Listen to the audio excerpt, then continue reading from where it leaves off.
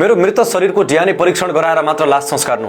DNA परीक्षणको 100% आउने negative result सारा दुनियाँलाई देखाएर दुश्मनहरूले लगाएको कपोकल्पित निराधार र झुटा आरोप प्रमाणित गराइदिनु भन्दै दार्चुलाको सम्पाल माविका प्रधानाध्यापक बलदेव सिंह धामीले गरे आत्महत्या। यस्तो छ दर्दनाक घटनाको अन्तर्य समेटिएको धामीको फेसबुक पोस्ट। प्रिय छोराहरू राजेश, राकेश र प्यारी जीवन सङ्गिनी सीता, तिमीहरूले आफ्नो असल अभिभावकको सुन्दर संसारबाट गुमाउँदैछौ। अत्यन्तै भावुक मुद्रामा तिमीहरूलाई मेरो मृत्युको खबर सामाजिक सञ्जाल मार्फत जानकारी गराउँदैछु। इमानदारिता, पारदर्शिता र जवाफदेहिता मेरो कार्यशैलीमा दुश्मन र पापीहरूले चलखेल गरी मेरो सुन्दर परिवारलाई ध्वस्त बनाइदिए। रामेछाप जिल्लामा लामो समय शैक्षिक क्रियाकलापमा समाहित म एक इमानदार शिक्षक, नमुना विद्यालयको प्रधानाध्यापक, गृह जिल्लामा एउटा विद्यालय नमुना बनाउने सोचले सरुवा गर्ने निर्णयमा पुगे।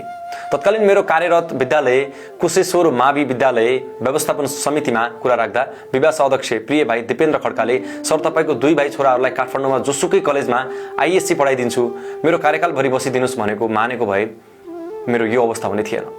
2077 साल कार्तिक 8 गते सरुवा भएर म दार्चुला जिल्लाको ब्याज गाउँपालिका वडा नम्बर 4 स्थित श्री सम्पाल मावि सुनसेरामा 4 जनाको सिङ्गो सुन्दर परिवार सहित हाजिर हुन आउँदा विद्यालयको गेटबाट प्रवेश गर्दा त्यहाँको माटो छोएर विद्यालयलाई नमुना बनाउने संकल्प गरेको थिए। विद्यालयमा हाजिर हुन पाउँदा उदेकलाग्दो निराशजनक वातावरणमा कुनै पनि सिस्टम र पद्धति नभएको डम्पिङ साइट जस्तो विद्यालयलाई धेरै प्रयास र प्रयत्न गरी 5 वर्षभित्रमा नमुना बनाउने शङ्खकोश गरी कार्यथालनी गरे। नभन्दै विद्यालय नमुना भयो, तर दुश्मनहरूले मलाई आत्महत्या गर्न बाध्य बनाए। गृह जिल्लामै भएर पनि आफ्नो घरलाई वास्ता गरेन, अहोरात्र खटेर विद्यालय नमुना बनाएको होइन।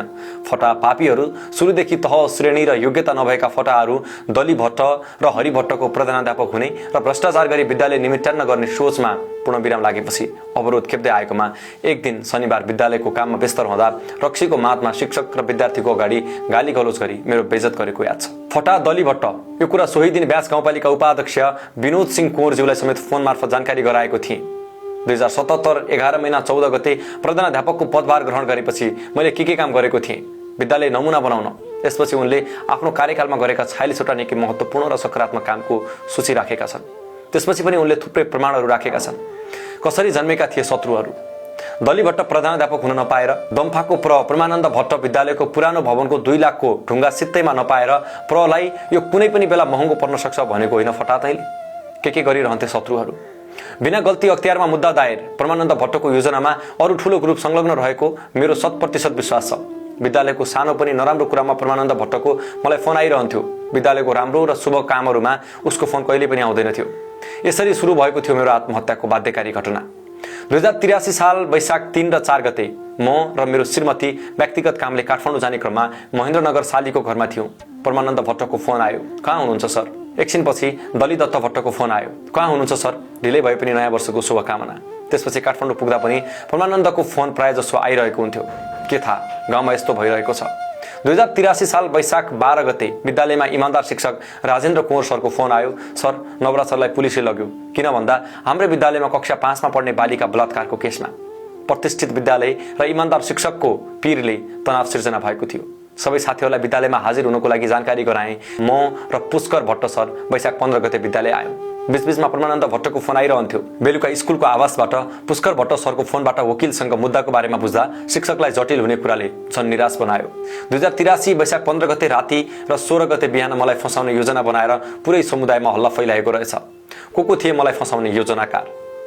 दम्फाको परमानन्द भट्ट प्रमुख योजनाकार, दलिदत्त भट्ट सम्पाल माविका शिक्षक, सम्पाल मावि शिक्षक पदमराज भट्ट, हरि भट्ट सम्पाल मावि शिक्षक, पुष्करराज भट्ट शिक्षक सम्पाल मावि सुनसेरा, नेपाली कांग्रेस ब्यास पार्टी सभापति नरेन्द्र भट्ट, हालको भवन निर्माण ठेकेदार हेमराज भट्ट, विक्रम सिंह कुँवर सम्पाल मावि शिक्षक, पदमराज भट्ट, दलिदत्त भट्ट र पुष्करराज भट्टको मतियार बनेको। प्रिय छोराहरू राजेश, राकेश, प्यारी श्रीमती सीता र परिवारका अन्य सदस्यहरू, इष्टमित्र, शुभचिन्तक, गाउँले दाजुभाइहरू, मेरो इमानमा यी दुश्मनहरूले सिङ्गो सुनसेरा समुदायमा र आफ्नो घर घरमा फोन तथा अन्य माध्यमबाट सूचना प्रवाह गरी पदमराज भट्टले अन्य पालिकाका शिक्षक प्रहरूलाई समेत फोन गरी कपुकल्पित असत्य बलात्कारको आरोप लगाएर मेरो शैक्षिक इतिहास समाप्त गरी स्वाभिमानमा गम्भीर चोट पुगेकाले र म डिप्रेसनको शिकार भएर आत्महत्या गर्न बाध्य भएको छु। यिनीहरूको कल डिटेल लिएर हदैसम्मको कारबाहीको माग गर्दछु।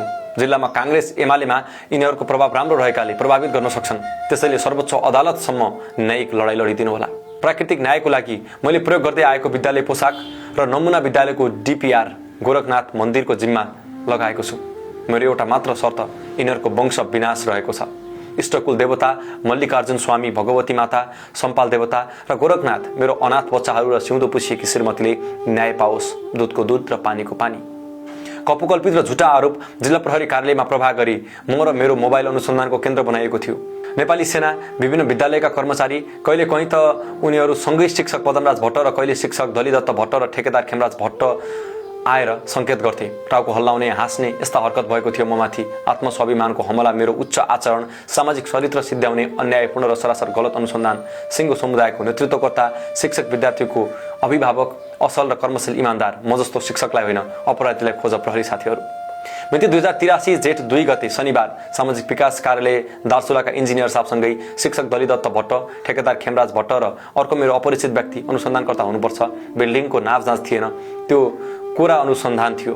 प्रष्ट झल्को देखिन्थ्यो। गरिबताको फाइदा उठाएर पीडित बालिकाको बुबा आमालाई पैसा खुवाएर अदालतमा मलाई अपराधी किटान गर्ने योजना बनाउने फटा ठेकेदार खेमराज भट्ट तँ होस्।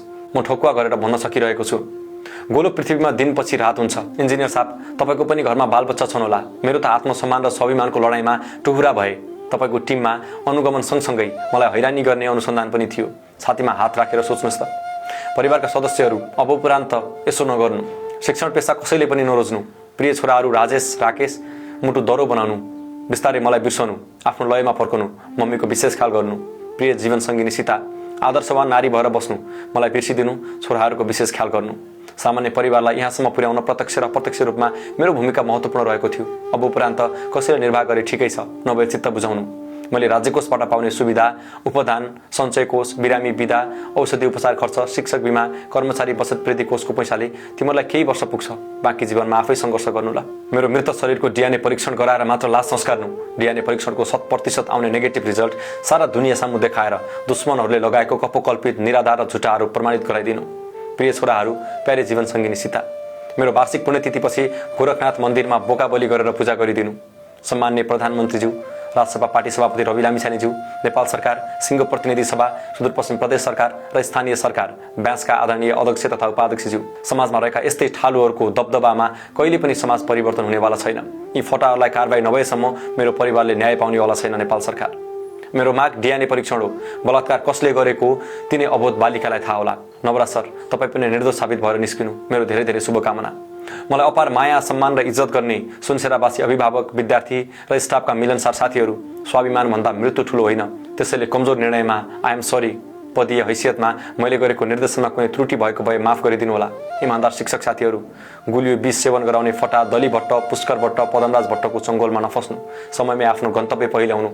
यो मेरो सही र तथ्यपरक सुझाव हो। हरक विष्टज्यू, दिलीप सिंह बुढाथोकीज्यू, मदन सिंह कुँवरज्यू, मङ्गल सिंह धामीज्यू, देवसिंह धामीज्यू, लेखापाल भूपेन्द्र कुँवरज्यू, यहाँहरूको लक्ष्य पूरा हुन सकेन। अधुरो कामका लागि क्षमा चाहन्छु। सम्पाल माविको सधैँ उन्नति र प्रगति भइरहोस्। म जस्तै इमान्दार अन्य शिक्षकहरूले अनाहकमा बिना गल्ती, इज्जत, प्रतिष्ठा र आत्मस्वाभिमानको लागि आत्महत्या गर्नु नपरोस्।